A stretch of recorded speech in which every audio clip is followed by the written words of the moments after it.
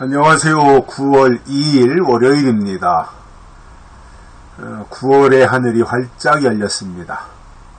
9월 한 달 동안 하나님과 더욱더 친밀해지시고 하나님의 뜻을 깊이 깨닫는 한 달이 되시기를 바랍니다. 오늘은 로마서 8장 15절입니다. 너희는 다시 무서워하는 종의 영을 받지 아니하였고 양자의 영을 받았으므로 아바 아버지라 부르짖느니라. 아멘. 종의 영이 있고 양자의 영이 있습니다. 즉 종의 영이 있고 아들의 영이 있다는 말입니다. 종의 영을 받으면 종이 되는 것이고 아들의 영을 받으면 아들이 되는 것입니다. 이것에 대해서 창세기에서 아브라함을 통해서 이미 설명을 해주신 내용이 있습니다. 아브라함이 아들을 낳을 것이다 라고 하는 하나님의 계시를 받았습니다.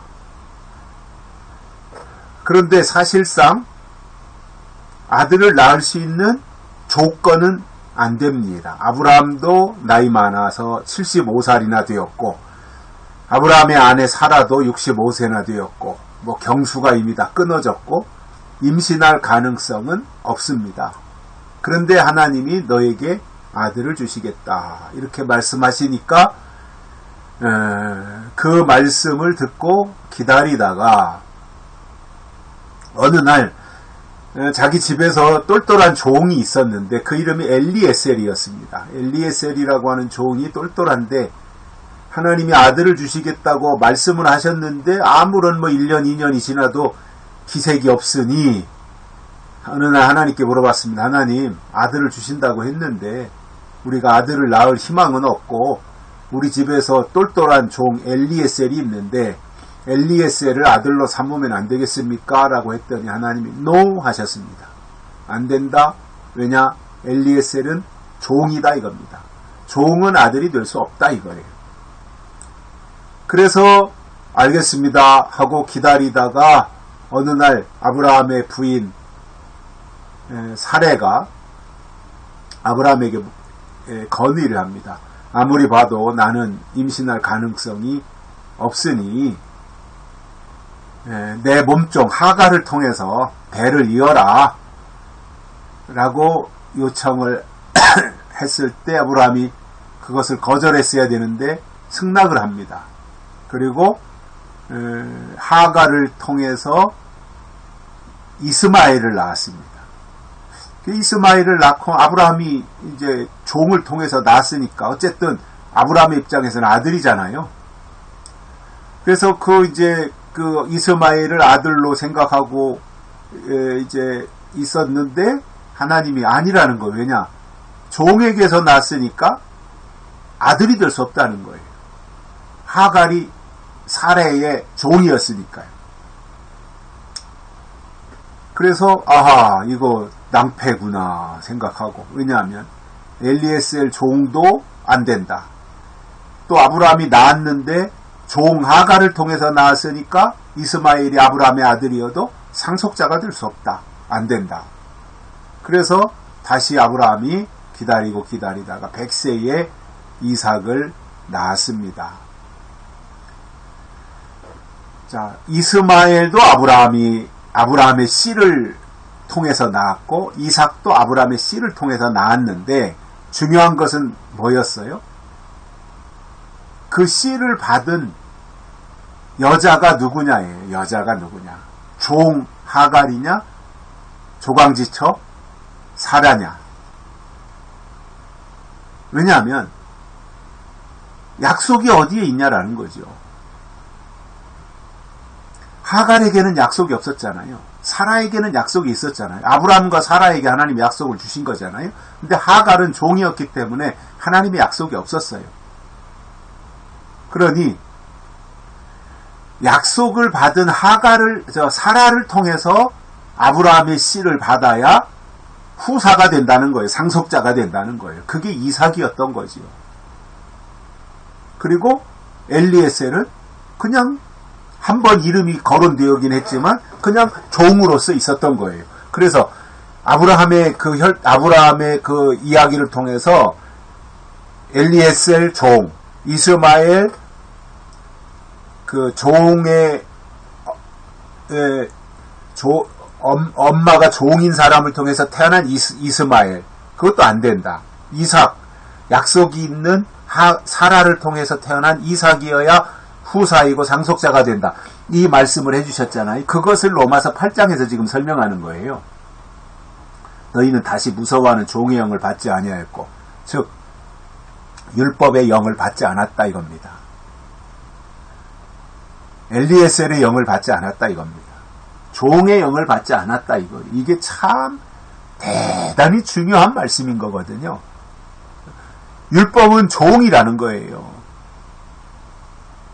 아무리 날고 뛰어도 율법은 종 이상 될 수가 없다는 거예요. 그런데 하나님은 엊그저께 토요일에도 말씀드린 것처럼 하나님의 영으로 인도함을 받는 그들이 곧 하나님의 아들이라. 하나님의 영으로 인도함 받아서 하나님의 아들 되는 것이 하나님의 목적이고 계획이지 않습니까?